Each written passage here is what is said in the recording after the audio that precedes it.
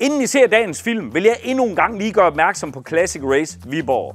Hvis I ser den her film søndag, hvor den udkommer, så er det altså i næste uge, den 29., 30., 31., altså torsdag, fredag, lørdag. Det er der, vi kører Classic Race Viborg, og jeg kan kun opfordre jer alle sammen til at komme til Viborg til den her fantastiske event. Gaderæs med klassiske biler i København, nu er der også i Viborg, og det er faktisk de 2 eneste steder i hele Nordeuropa, det her koncept findes. Vi har virkelig lagt os i selen for at lave den fedeste event overhovedet, og der er noget for hele familien. Vi har en masse til børnene med trafikskole, go-kart, en masse andre ting, og de kommer gratis ind op til 14 år gammel. Der er det fedeste race med gamle racerbiler, med nye racerbiler fra hele Nordeuropa også. Og så kan man komme ud for bare 500 kroner og sidde i passagersædet i en rigtig racerbil med en rigtig racerkører og komme rundt på banen og samtidig støtte en god sag. Jeg stiller op i min 991 GT3 med manuel gear. Man kan også komme ud og køre med Tom Kristensen, 9 gange Le Mans vinder. Det koster en lille smule mere. Malte Jacobsen, fuldtidsprofessionel Peugeot fabrikskører, kommer også hjem og kører. Og en lang række andre fede biler. Så det er altså i Viborg 29., 30., 31. Man behøver ikke komme alle 3 dage. En af dagene er nok. Hør her, børn under 14 år gratis i følge med voksne. Så det behøver ikke koste en formue at tage hele familien med og få en fantastisk dag i Viborg til Classic Race. Jeg håber, vi ses.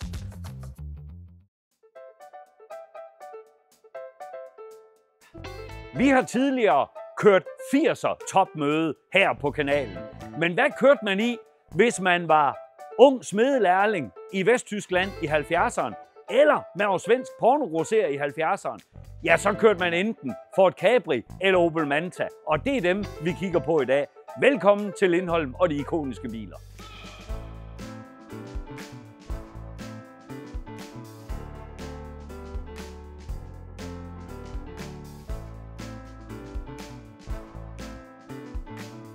Baggrunden for de 2 biler her skal vi finde over there. Over på bagsiden af det helt store vand i USA.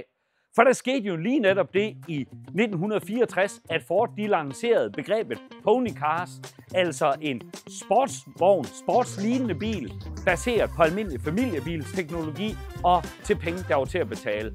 Det blev til Mustang, som øjeblikkeligt blev en gigasucces. Og ved Chevrolet, der var de lidt langsommere i det. Så faktisk var de helt op i 1966 som 67 model, før de fik røven på geled, havde jeg nær sagt, og fik lanceret den første generation Camaro, som blev næsten en lige så stor succes. I Europa, der skulle det selvfølgelig kopieres. Der havde vi bare ikke lige en 6-cylindret familiebil, der tog man en 4-cylindret Ford Taunus, og i 1969, der kunne Ford lancere den første generation Capri, og igen var Opel en lille smule bagud, så det var først til 1970, at de var klar med Mantaen. Lad os gå ombord i bilerne. I USA, der blev det lynhurtigt til, are you a Ford guy or are you a Chevy guy? Down under i Australien, der hed det ikke Chevy, der hed det Holden. Så der var spørgsmål, are you a Ford guy or are you a Holden guy? Og i Danmark blev det, er du til Opel eller er du til Ford?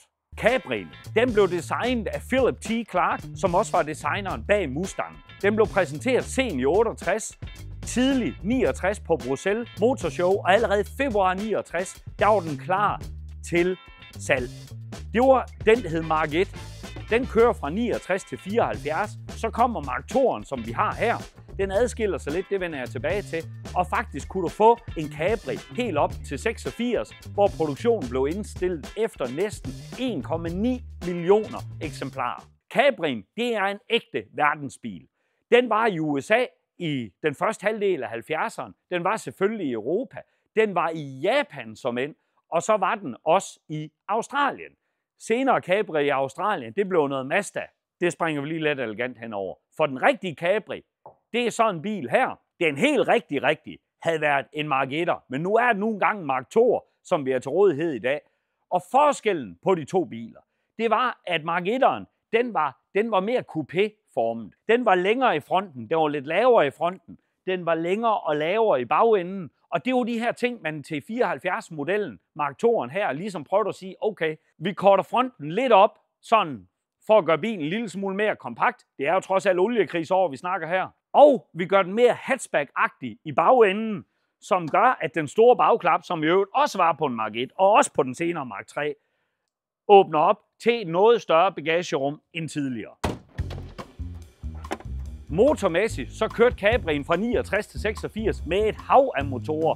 1,3, 1,6, 2 liters, 4 cylinder, 2 liter 6 cylinder, 2,3 6 cylinder, 2,8 6 cylinder, 3 liter 6 cylinder, 3,1 6 cylinder, 2,8 med turbo som end også. Mindst kraftfulde var 1,3'eren, det havde helt ned til 55 heste. Mest kraftfulde var den ultra sjældne Turbo Capri, og hvis ikke jeg husker helt vildt fejl, havde den 188 heste.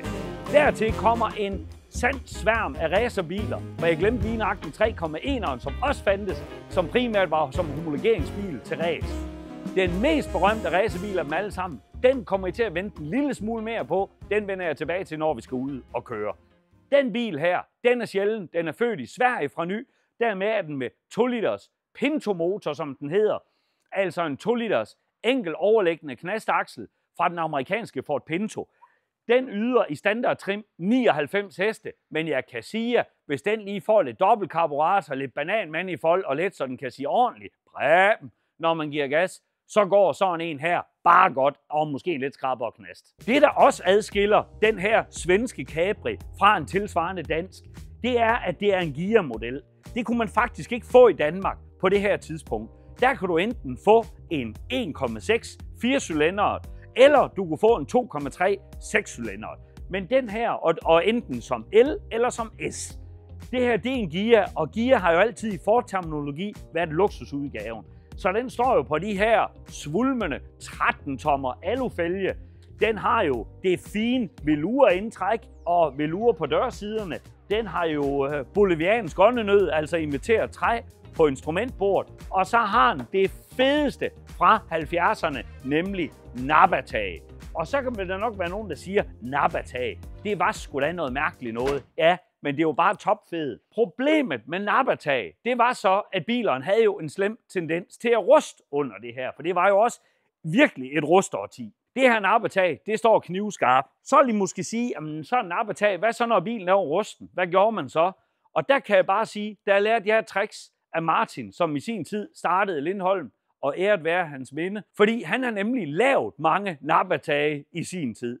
Og der tog man simpelthen en bodysprøjt og kørte sort body på taget. I ved, så har det næsten strukturen af nappertag, men så skulle man jo ligesom have lavet syningen. Så der kørte man et stykke isolerbånd på, og så tog man en kleine rulle fra hjul lige at køre igennem. Så havde man, whoop-to-whoop-to, et do-it-yourself nappertag. Ja, det var vitterligt en helt anden tid. Så samlet set, når man nu ser på sådan en 2 liters Capri gear med nappertag, original soltag, boliviansk åndenød og velursæder, født i Sverige fra ny, så kan man ikke lade være med at tænke på, hvem første ejer var. Og jeg forestiller mig sådan en svensker med et sæt gode, kraftige bakkenbarter. Det kunne være guldindfattede briller. Han kunne være pornogrosserer, og havde han boet i Danmark, havde han måske heddet Ernst. Han har også haft hvide koldingsko med kvast. Måske sådan en let hoppende gang. Ja, ingen ved det. Alle taler om det. Det er i hvert fald gisninger. Og hvad kostede sådan en Capri så dengang? Jo, det var jo tanken, at det skulle være en sportslig bil, almindelige mennesker havde råd til at købe. Det vil sige, at i 77, der kostede en Capri 1,6 knap 70.000. En 2,3'er, den kostede knap 90.000. Og gav videre, om ikke sådan en 2 liter, så frem den havde været i det danske program, havde ligget ind midt imellem til cirka 80. Det var nemlig lige præcis det, en 2 liters Taunus kostede. Det lyder af små penge i dag, men vi skal huske, det var 70'erne, det var lige mellem 2 oliekriser. Så det familien Danmark købte på det her tidspunkt, det var jo en Fiat 127 til 25-30.000. Så der skal have været lidt gang i pornogrosserbutikken for at få sådan en dejlig Capri her med nappertag. Opel kom som sagt lidt senere i gang, men da de endelig kom i gang, der var det med en utrolig smuk bil. Mantan. Og sikke et navn, man fandt på. Det kommer rent faktisk ud af det amerikanske navneprogram, fordi ordet Stingray, som er en pilrokke, den har hæftet sig til Corvette-navnet siden 1963. Så da man skulle navngive Mantan, så kiggede man igen i fiskeverdenen. Og en djævlerokke, det hedder en Manta. Og dermed blev navnet Manta. Den bil, vi har med her i dag, det er en 74'er, så det er en af de aller sidste Mantaer. Og den kostede sådan lige knap 50.000 dengang. Det skal holdes op imod den tilsvarende Ascona. Den kostede et par 40. Så der var altså mere pris op til at få Mantaen. Og det var faktisk næsten dobbelt så mange penge, som en Fiat 127 den kostede. Den her pris, den fortæller også lidt om prisudviklingen der i starten af 70'erne og inflationen. Fordi da bilen den kom frem, der kostede den faktisk kun lige under 30.000 kroner. Det var jo cirka 5.000 kroner mere, end hvad en Kadett kostede på det tidspunkt. Men det er jo kun det halve af, hvad en Opel GT den kostede. Så det var faktisk en sådan affordable, sportslig bil. Mantaen den blev ikke på samme grad en verdensbil, ligesom Cabrien blev. Den blev ganske vist solgt i USA et par år i starten af 70'erne, hvor den stod rundt ved Buick-forhandlere. Men ellers så var det i langt højere grad en europæisk bil. Det kan også ses i salgstallet. For en Mantae, som kører fra 70 til 74, den blev lavet i lige knap 500.000 eksemplarer, og så fra 74 helt op til 88, hvor Mantae B'en den kører. Det var jo sådan lige godt og vel 500.000 eksemplarer, 534.000 for at være helt nøjagtig. I 88, der er det slut med Mantaen. Den bliver så i 89 afløst af Opel Calibran, som vi jo også tidligere har testet her på kanalen. Motormæssigt lagde Mantaen fra land med 3 forskellige. En 1,6 med 68, en 1,6 med 80 og en 1,9 som den her med 90 heste. Man lavede selvfølgelig også, da oliekrisen kom, der i start 70'erne, lavede man selvfølgelig også en oliekrisemodel. Så man kunne få en Manta med en svulstig 1,2 60 hestes. Og kan I forestille jer, at kapløb det har været en 60 hestes Manta mod en 55 hestes Capri. Det er ikke gået hurtigt, men det har garanteret nok været sjovt. Senere kom der også en indsprøjtningsversion af 1,9, der havde 105 heste, og det var den, der dannede baggrund for Opels store rallysatsning, hvor både Manta A, som kører fra 70 til 74, og i særdeleshed Manta B'en, som kører fra 75 til 88, blev virkelig god til. Så hvor Mantaen virkelig gjorde sig i rally, der var det i langt højere grad baneløb, hvor Cabrien den slog sin folder. Som sagt, så bliver Mantaen til 75-modellen afløst af den, der hedder Manta B. Og i virkeligheden, så var det jo sådan årgangsmæssigt den, vi skulle have fat i for at sammenligne med Cabrien. Men nu er det nogle gange nager, vi lige har på hylden. Og jeg kan bare sige, som barn og ung i 80'erne, der er det den fedeste bil, man kunne få til almindelige penge. Det var enten en Ascona B eller en Manta B. Så var man altså noget en kal. Kunne man så lige få en skud i knæene og få en givet sæt 715 aluhjul, så var man altså på vej til København, det siger jeg bare. De mest berømte Mantaer, der findes, ja, det er jo fra den tyske kultfilm fra start 80'erne, Manta Manta, med en ultrabred, træfarvet, mega tysker stil, Manta B. Og det er jo altså, der kører vi jo altså med Fukula-frisyrer, altså forne kurt, henten lang, helt forrygende film, helt forfærdelig film. Men i Tyskland total kult, og sidste år, der kom der en Manta Manta 2, og det var jo sådan tyskernes svar på at forsøge at lave en Top Gun 2. Man kan diskutere, hvor god en idé det var. I motorsportens verden, nu sagde jeg jo lige nøjagtigt, at en Manta var bedst til rally. Det er rigtigt. Men den mest berømte motorsports Manta, ja, den har jeg kørt om kap med nede på Nürburgring. For siden starten af 80'erne, jamen der har navnkundige Olaf Beckmann, som i dag er langt oppe i 70'erne, altså kørt race med den her bil i VLN. Og det, der har været kendetegn, det er, at den altid lige har haft en revhale i antennen. Fordi hvor Cabrien måske i højere grad var til det unge publikum, ja, sådan hver ung mands drøm, en ung smedelærling, en ung mekanikerlærling eller en ung bølle, han ville altså have en Manta. Og hvad skulle den have? Den skulle have fugtsvans i antenne, den skulle have revhale. Det den også skulle have, det var, at den skulle have brede ATS-fælge.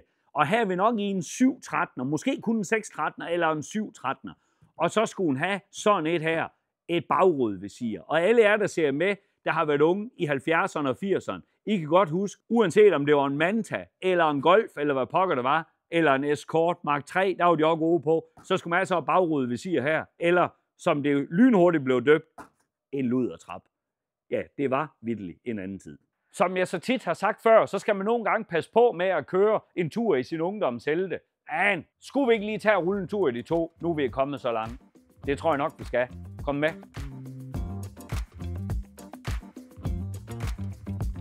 Og prøv lige at se selespænder. Der er vi altså tilbage i 74. Ja, det er bare fedt med sådan nogen. Så kan man sige, skal man have vinduet rullet op?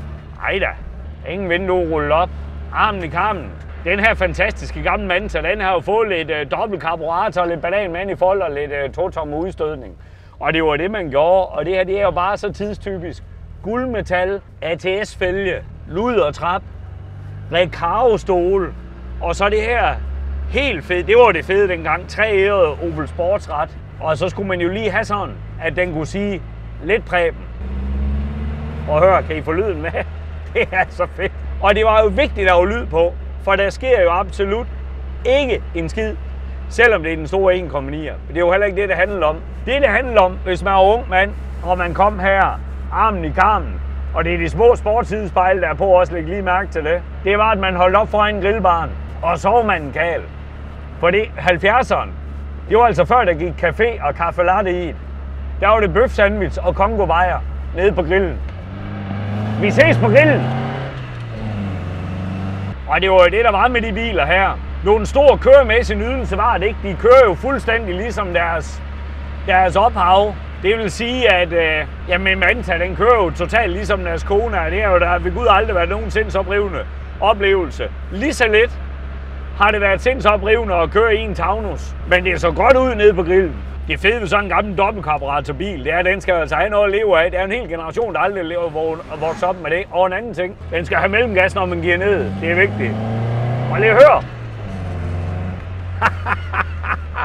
Når man så lige får den åbnet op, husk mellemgassen helst 2 gange. Det er ikke nødvendigt, den er fuldt synkroniseret. Men det giver altså respekt nede på grillen lige at give mellemgas 2 gange. Det siger jeg bare. I virkeligheden så mangler den her bil jo bare en revhale.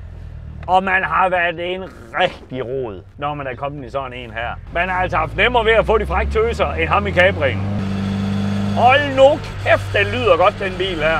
Hvad koster sådan en Manta så egentlig i dag? Den koster det samme som en Capri. Og det er jo sådan i omegnen af 1.500.000.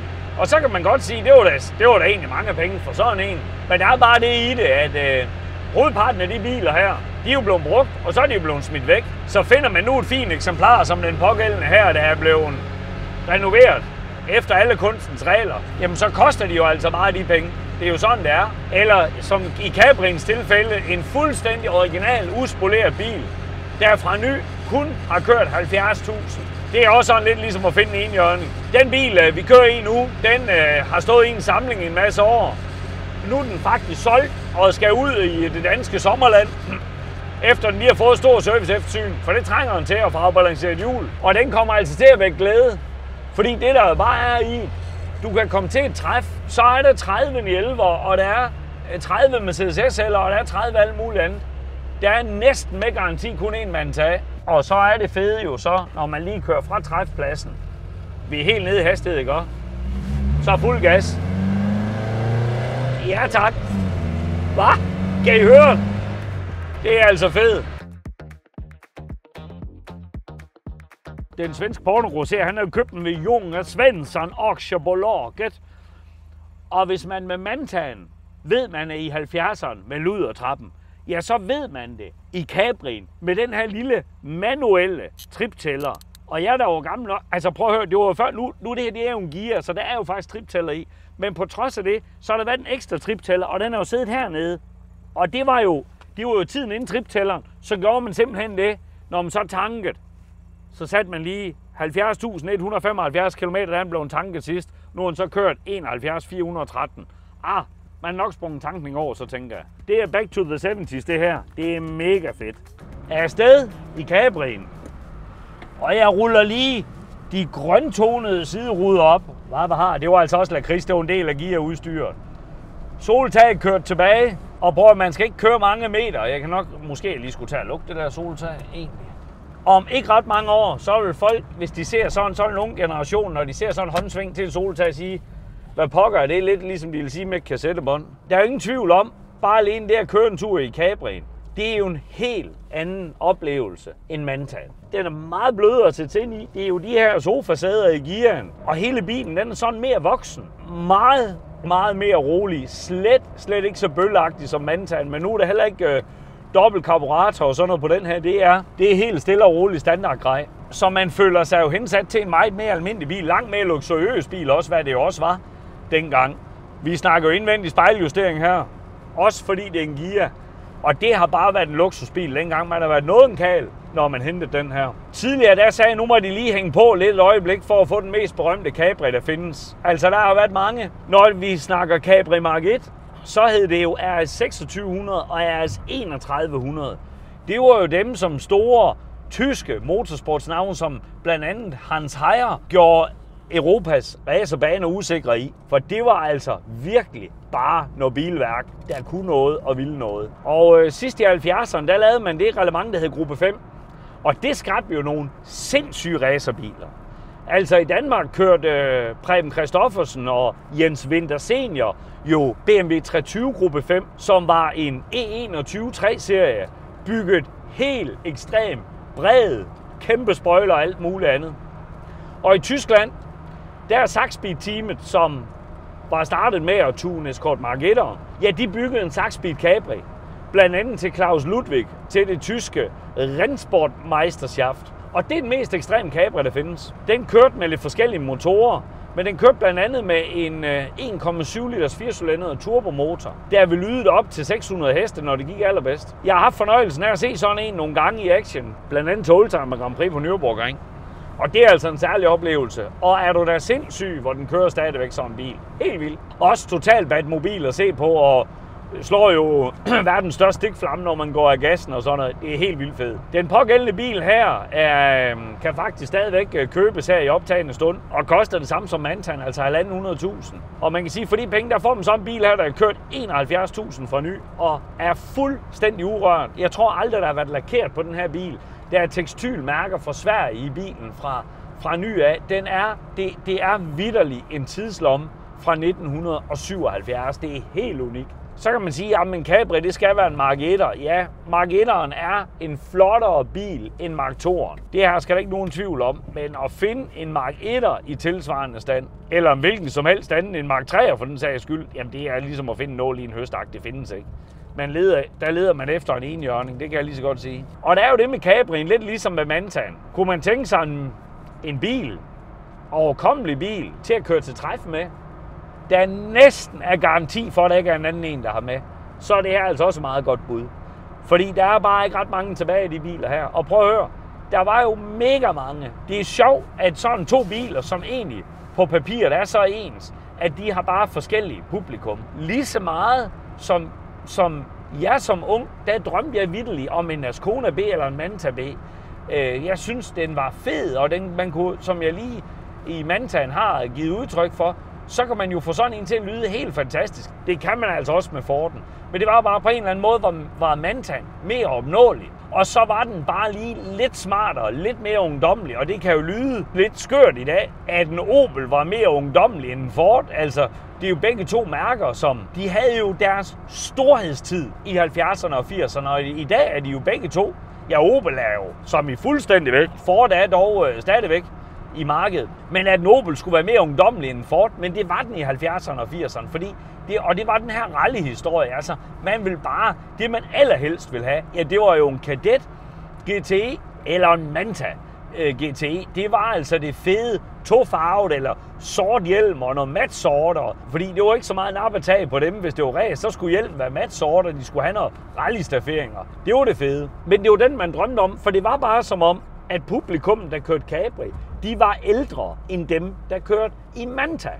Det var som om, at Mantaen, det var knejdebilen, det var ludertrappen, det var revhalen i antennen og de brede ATS-fælge. Og Caprien, jamen det var lidt mere bakkenbarter og hvide koldeksko med kvast. Hvad for en vil du så vælge af de to, Henrik? Altså, hvis ikke jeg kan få en Manta B 400, som var rallybil-løn, ja, så skulle det så være en Capri Mark 1, RS 2600 eller RS 3100. Det var bare det fede.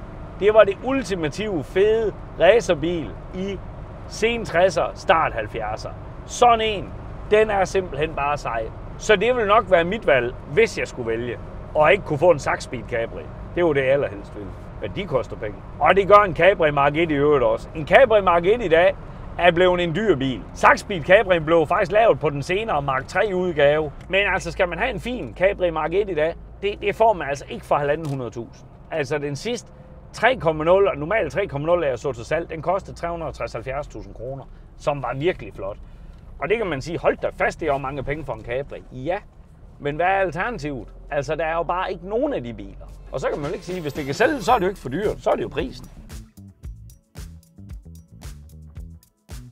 Det kan godt ske, at man ikke skal køre i sin barndoms og ungdoms minder, fordi det skuffer altid. Jamen det gør det jo også ud fra et køremæssigt perspektiv. Vi er bare nødt til at sige, at køre en tur i en super velplejet Capri, eller køre en tur i en Manta A med dobbelt karburator, det får bare smilet frem, uanset at de så ikke kører vanvittigt godt. Hvor har det været en fantastisk tur ned ad Mindernes Boulevard. Det håber jeg også, det har været for jer. Og så er spørgsmålet, er du til Ford eller er du til Opel? Det kan du tage og skrive hernedenfor i kommentarsporet. Jeg håber, I nød turen lige så meget som mig, og vil se med næste søndag til flere ikoniske biler, leasing i øjenhøjde og elbiltest. Vi ses på Lindholm TV.